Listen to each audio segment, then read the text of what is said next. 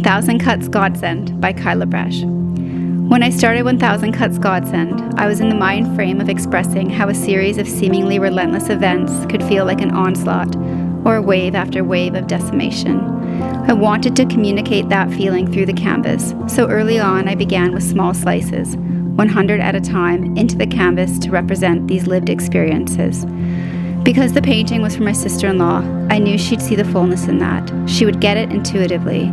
And I liked knowing that we would share that nod, knowing full well that yes, life is this incredible gift, and then yes, there are these events to endure.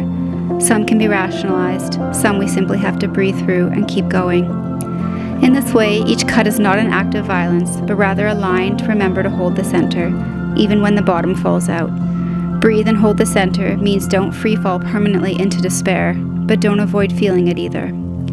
Each small flower at the bottom is a mini temporary stay, an ode to tiny visitors who came and left. In contrast, at the top center are these little parachuting life forms arriving for an earth journey. The shades of blue are a sky with some fireworks lighting the way.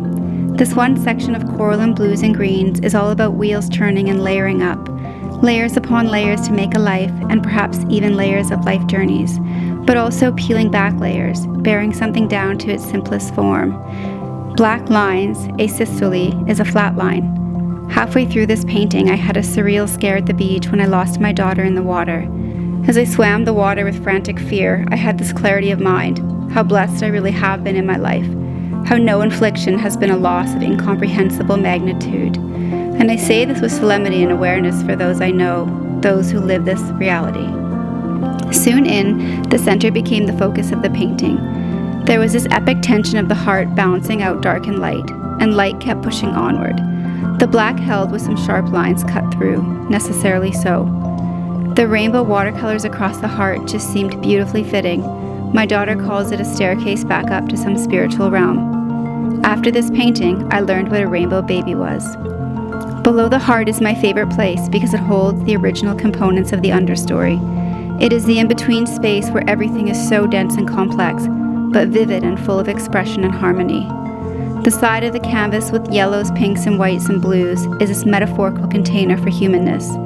There's a spine, orbs, and veins, and I imagine this breeze moving through the base of the image, maybe breath even. In this way, the painting as a whole is a visual map, but it's also a shifting story.